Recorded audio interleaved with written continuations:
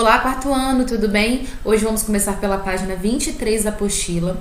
E aqui vocês deveriam fazer um reconto daquele conto, Quando Fiz 7 anos. Lembra que nós lemos no início dessa apostila e a gente faria uma conversação em sala de aula sobre isso. Mas isso não será possível. Então, o que vocês farão aqui? Primeiro, vocês vão observar aí na margem da página que existem algumas frases e vocês precisam organizá-las na ordem correta, né? Na ordem que as ações do conto aconteceram. Então, vocês vão ter que se lembrar do conto e organizar as frases de acordo com a sequência da história, que nós já lemos. Vocês podem fazer essa atividade como uma forma opcional, né? Recontar essa história para algum familiar, tá? Então, vocês podem relembrar o texto e sentar com o pai, com a mãe, com o irmão, tá bom? E recontar essa história para eles. Mas vocês precisam me enviar a foto dessa página com a ordem correta das frases, tá bom? Mesmo que a gente não faça esse reconto, porque não estamos em sala, eu vou explicar para vocês como deveria ser feito. Primeiro, para a gente recontar uma história, ou seja, contar ela novamente, nós precisamos reler essa história, né? Para relembrar o que aconteceu. E aí, quando a gente estiver expressando, falando sobre ela, nós precisamos informar o título da história. Também é muito importante apresentar o personagem principal e descrever o que aconteceu com o personagem, lembrando da ordem dos fatos. Por exemplo, eu não posso começar a história pelo seu fim. Eu preciso respeitar essa ordem. É interessante também que nós sempre utilizemos uma linguagem muito clara, utilizando gestos, expressões, para tornar essa contação, esse reconto mais interessante. Então, é importante que vocês sejam objetivos, falem palavras simples, né, que vão fazer com que a pessoa que esteja ouvindo entenda, tá bom? Agora nós vamos passar aqui para a página 24, nós vamos falar um pouquinho sobre mensagem instantânea. Acredito que todos vocês já utilizam mensagem instantânea. A mais comum do nosso dia a dia é através do WhatsApp, né, que é um aplicativo. Essas mensagens instantâneas são aquelas que chegam para a pessoa que a gente quer se comunicar de forma muito rápida, né? Então, vocês observam aqui, já a princípio, que nós temos uma imagem de uma mensagem instantânea, tem a data logo acima, o 27/7, segunda-feira, e em seguida começa uma conversa. Ó. A Júlia Silva respondeu meu áudio, e em seguida vem um áudio, nós observamos isso pela imagem, né? Que nós já sabemos que no WhatsApp é a mesma coisa. E aí continua a conversa. Oi, sou eu mesma, a oficial, segue a foto. Uma imagem, depois uma mensagem de texto. Meu Deus, é você mesma, eu te amo, recebeu meu bilhete? E aí nós percebemos que a próxima mensagem são as figurinhas, os famosos emotions, né? Aí nós temos corações e também a carinha, né? Sorrindo. E por último, hashtag emocionada. Então, observe uma questão. Nas mensagens instantâneas, nós não utilizamos somente palavras escritas, né? O texto verbal. Mas utilizamos figuras, fotos, vídeos, áudios, emotions, né? E a gente consegue ter uma conversa bem rápida, instantânea mesmo, em tempo real. E conseguimos também fazer com que essa conversa seja mais objetiva, né? Especialmente porque nós abreviamos palavras, também utilizamos esses ícones que estão disponíveis nos aplicativos. Então vamos às atividades. Número 2. As mensagens apresentadas fazem parte de um diário. Mila, a dona do diário, conta que encontrou o número de celular de Júlia Silva e enviou uma mensagem a ela. O primeiro contato que Mila fez com Júlia foi por meio de... Então vamos analisar aqui novamente, ó. A Júlia Silva respondeu meu áudio. Embora nós tenhamos ali primeiro uma mensagem de texto, o contexto, né, o conteúdo dessa mensagem diz que a Júlia respondeu a mensagem com áudio. Isso significa que Mila, a dona do diário, enviou um áudio para a Júlia, tá bom? Letra B. Nas mensagens de texto instantâneas, é comum usarmos palavras abreviadas, assim como emotions. Isso é uma afirmação. Por que nós costumamos utilizar esse tipo de recurso? Observem que no caso de mensagens instantâneas, que são quase em tempo real, ou seja, a conversa acontece quase em tempo real, tanto os emotions como as palavras abreviadas, elas agilizam, né? Eles agilizam o tempo de resposta, além de fazer com que a conversa se torne mais dinâmica, ou seja, mais interessante e também flua de uma forma mais rápida. Página 25, letra C. De acordo com a resposta de Júlia, o que Mila pode ter perguntado a ela na primeira mensagem?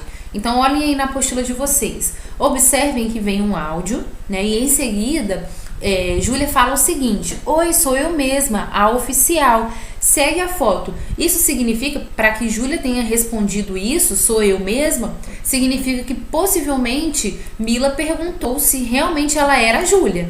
Letra D. Que recurso Júlia usou para provar que era ela mesma? Então, Júlia envia uma mensagem de texto falando, ó, sou eu mesma, a oficial. Segue a foto.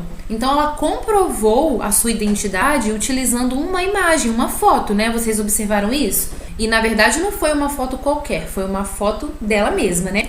Número 3. Releia o trecho da conversa. Meu Deus, é você mesma. Eu te amo. Recebeu meu bilhete? Letra A. Júlia grafa as palavras mesma e amo com excesso das vogais finais para demonstrar entusiasmo ou nervosismo. Grafar é escrever, tá bom, gente? Então, ela demonstrou colocando aí mesma, te amo, amo, né? Ela demonstrou entusiasmo, ou seja, alegria, emoção ou nervosismo, né? Tá bem clara essa questão. Letra B. O que o uso de vários pontos de interrogação pode indicar? Observem ali que ela utilizou diversos pontos de interrogação, né, para fazer um questionamento. Então, o uso do ponto de interrogação, né, se vocês ainda não sabem disso, mas acredito que já, serve para intensificar uma emoção. Seja ela uma curiosidade, seja ela um entusiasmo, um nervosismo. Isso vai depender do contexto da mensagem, tá? Então, toda vez que vocês observarem vários pontos de interrogação, isso está intensificando uma emoção, ok? Número 4. Mila utiliza muitos emoticons em suas mensagens. O que eles indicam? Então, vocês observaram que ela utilizou diversos corações e também algumas carinhas, tá? Que tem uma expressão específica. O que vocês acham que esses emoticons estão indicando de acordo com o que Mila descreveu ali na mensagem, tá bom? Atividade 5. Por que algumas mensagens ocupam o lado direito da tela e outras o lado esquerdo? Então, observem que isso diferencia quem está enviando as mensagens. De um lado, nós temos as mensagens de Mila e de outro, nós temos as mensagens de Júlia. Só precisam descobrir, tá bom? De quem é a mensagem, de qual lado está a mensagem de cada um. Número 6. A linguagem utilizada nessas mensagens é formal, informal ou técnica. Lembrando, vocês já viram isso. Formal é aquela linguagem totalmente correta, utiliza os pontos corretamente, não pode ter abreviações, não podemos utilizar emoticons, não podemos fazer como ela fez aqui, pegou a palavra amo, colocou várias letras O, né? Então nós não podemos acrescentar coisas às palavras ou às letras, tá bom? Então a mensagem formal é aquela que está dentro das normas rígidas da língua portuguesa. A mensagem informal ou a fala informal é aquela linguagem falada mesmo. É como se nós estivéssemos conversando no dia a dia. Geralmente nós utilizamos gírias, abreviações. Algumas palavras nós não dizemos elas por inteiro. Por exemplo, você, algumas pessoas pronunciam essa palavra "você vai lá hoje", não "você vai lá hoje". Então essa é a linguagem formal, aquela linguagem falada, ela não exige muito as normas da língua portuguesa, tá? Nessa linguagem nós podemos usar abreviações, né? Abreviar uma palavra, encurtar ela. Nós também podemos usar emoticons, nós podemos usar aí uma modificação, não no sentido da palavra, mas fazer como ela fez, né? Acrescentar algumas letras à palavra para demonstrar alguma emoção, algum aspecto que a gente queira. E a linguagem técnica está mais relacionada a uma profissão e depende também da situação. Por exemplo, se um médico for falar sobre pressão alta, ele vai usar o termo hipertensão. Só que se ele utilizar esse termo para um público, para pessoas que não sabem o que é essa palavra, a comunicação falha. Então, a linguagem técnica está relacionada mais às profissões. Um médico vai utilizar expressões, palavras da medicina. Um contador vai utilizar expressões financeiras, um advogado vai utilizar expressões também de acordo com a profissão dele, tá bom? Número 7. Qual é geralmente o suporte utilizado para enviar mensagens instantâneas? Então, qual é o aparelho que nós mais utilizamos para enviarmos esse tipo de mensagem? Número 8. De quem é o suporte no qual aparece a conversa? Ou seja, de quem é o aparelho da conversa da página 24 da apostila? Isso vocês conseguem identificar por meio do contexto da conversa. Quem está respondendo, quem perguntou alguma coisa, foi Mila, foi Júlia, tá bom? Passamos então para a página 26 e aqui observem o comando. Imagine que o menino do conto, quando fiz 7 anos, enviou uma mensagem de texto a seu tio avisando que passaria na oficina para ver seu avô. Como você imagina esse diálogo? Utilize o espaço abaixo para criar esse diálogo. Lembre-se de que o celular é do menino, portanto, as mensagens que ele escreveu devem estar no lado direito da tela. Vocês vão observar aqui que existe como se fosse um balão, né? Mas na verdade é um outro formato de fala. E aí tem aquele espaço que indica, aquela flechinha, né? Setinha que indica a fala. Então observem que do lado direito vocês devem colocar o texto do menino, as mensagens do menino, já que ele é o dono do celular. Quem tem a oportunidade de ter a interação com o WhatsApp, envie uma mensagem para alguém e vocês vão perceber que a mensagem de vocês, além dela ter a cor verde, pelo menos o meu é assim, ela está do lado direito do nosso celular. Já a mensagem de quem a gente está conversando, né, com quem estamos nos comunicando, fica do lado esquerdo na tela do nosso celular e está em branco. Essa mensagem fica branca, a cor como nós estamos vendo aí. Então aqui o diálogo deve começar com o tio. Observem isso, tá? E em seguida, nos campos em verde, nós temos que ter a fala do menino. Como aconteceria esse diálogo? Vocês podem usar aqui emotions, tá bom? Vocês já conhecem, tenho certeza aí, muitos itens do WhatsApp podem utilizar, mas tem que ter mensagens de texto também para que a gente consiga compreender. Aqui não pode usar áudio, né? Porque eu não vou conseguir ouvir, tá bom, gente? Vamos finalizar a aula com a página 11 do CA. Aqui nós temos o e-mail, que também é um tipo de mensagem rápida, porém não tanto quanto as mensagens de WhatsApp, por exemplo. Por quê? O e-mail geralmente a gente envia, aí nós precisamos esperar a pessoa ler, né? De repente a pessoa não vai ler naquela hora. Nós já temos hoje em dia o e-mail no próprio celular, tá? Mas não temos essa possibilidade, a gente não conversa por e-mail, não é normal, não é comum isso, como no WhatsApp, tá? Em tempo real. Então nós temos aqui a atividade número 17 que diz o seguinte: após o atraso de sua carta, vovó Lia aprendeu a se comunicar por e-mail. Então o e-mail não é tão rápido quanto o WhatsApp, mas é bem mais rápido que a carta, né? Estamos falando aqui, fazendo referência ao conto que nós lemos no início do CA.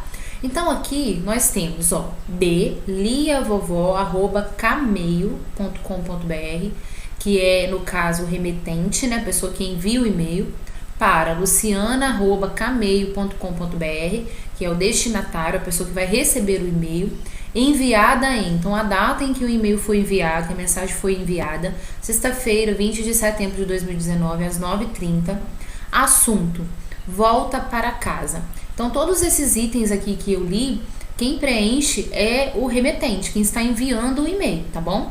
Então diz assim: Luciana, minha neta linda, tudo bem com você? Estou escrevendo para dizer que fiz uma ótima viagem de volta para casa. Cheguei hoje cedinho, perto das 7, já estou com saudades de todos aí. Por aqui encontrei tudo certo, já dei uma passadinha na feira para encher a geladeira. Espero vocês aqui nas férias escolares. Beijo, vovó. Observem que houve aí o uso de abreviações.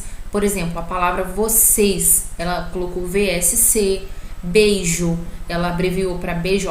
Então isso é normal em mensagens desse tipo, tá bom? Quem é o destinatário do e-mail? Já falei sobre isso no início, tanto o destinatário quanto o remetente. Então aqui vocês não vão colocar o endereço do e-mail, mas o nome, tá bom? O nome da pessoa que enviou e que recebeu. Nós temos aqui um quadrinho laranja explicativo, falando que o endereço eletrônico, que é o e-mail, o endereço eletrônico, é composto de um nome, que a pessoa própria escolhe. Geralmente a pessoa escolhe o primeiro nome junto com um sobrenome, tá bom? Às vezes coloca um número. Então é escolhido pela pessoa que o criou. O símbolo, que é esse azinho em volta de uma bolinha, que nós chamamos de arroba, que é usado para informar de que se trata de um e-mail, né? Então nós identificamos, por exemplo, como que eu sei que é um e-mail? Quando eu olho esse endereço com arroba. E o nome do servidor. O servidor é o serviço de hospedagem em que o endereço foi criado. Nós temos e-mail no Gmail, nós temos e-mail no Hotmail, no Outlook, temos esse daqui que eu nunca ouvi falar, acredito que é um e-mail falso, né? Só mesmo para que vocês aprendam, e diversos outros que tem aí pelo mundo afora.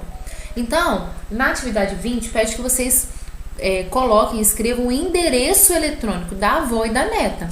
Então, o endereço eletrônico é esse aqui, o da avó, lianovo@cameio.com.br, e E o da neta, luciana@cameio.com.br.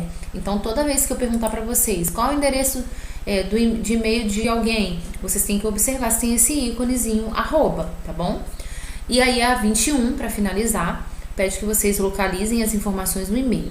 Então, primeiro, vocês devem pintar a data e o horário em que ele foi enviado de azul e o assunto da mensagem de vermelho, tá? A data nós já identificamos, o assunto da mensagem é aquilo que a mensagem que a avó quis enviar para a neta, tá bom? Também tá super fácil. Então, nós finalizamos por aqui. Um beijão para vocês e até a próxima aula.